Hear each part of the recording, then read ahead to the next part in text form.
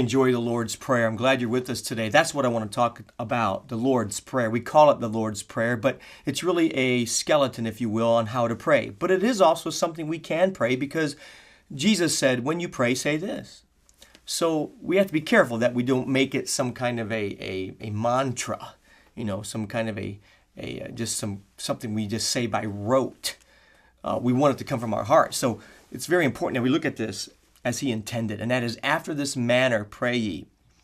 And that is, our Father who art in heaven. That's relationship, vertical relationship. Hallowed be thy name. That's God first. Thy kingdom come, thy will be done. The Lord, it's God. Everything, as you begin to pray, focuses on him, who he is, what he's done. And it's a prayer that says, Lord, I want your kingdom rule to come in my life. I want your will to be done. Your will, your kingdom, not my will, my kingdom.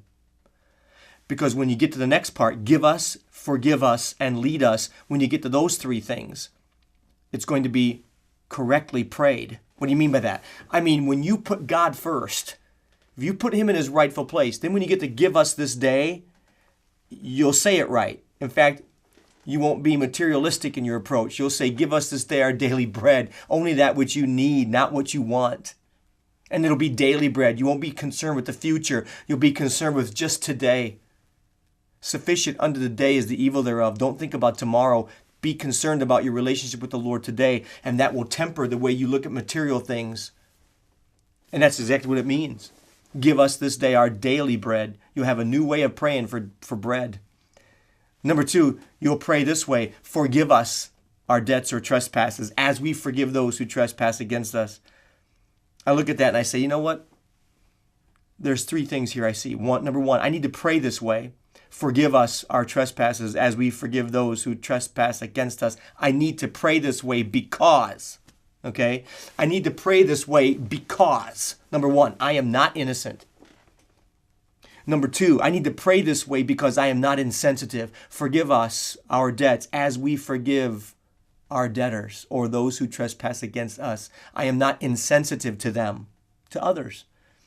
I need to pray this way because I am not incurable. Forgive us our trespasses as we forgive those who trespass against us. That speaks of hope.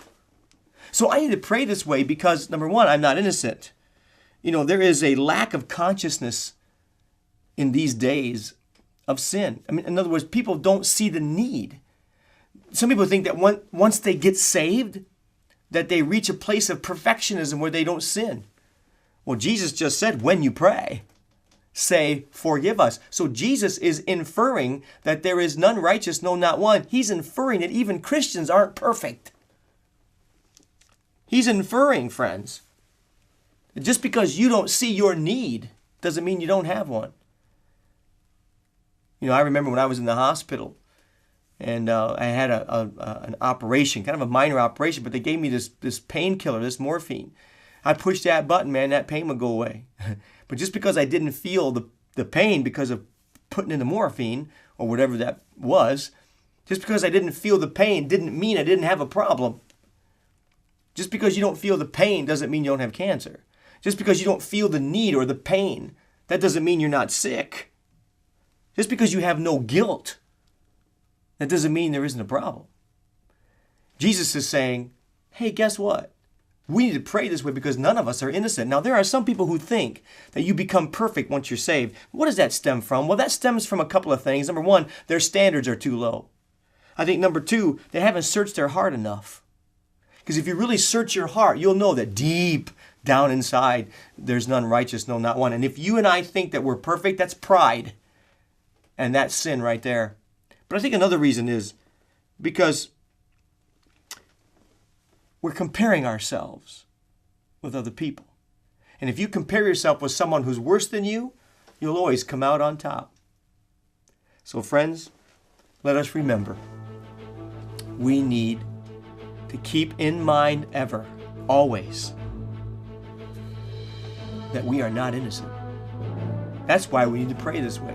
Forgive us our trespasses as we forgive those who trespass against us. And if we confess our sins, he is faithful and just to forgive us our sins and cleanse us from all unrighteousness.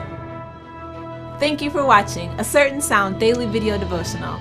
Be sure to sign up for the iTunes podcast or daily email of A Certain Sound when you visit us online at www.acertainsound.com. A Certain Sound is a ministry of Word of Truth Christian Center in Bowling Green, Ohio.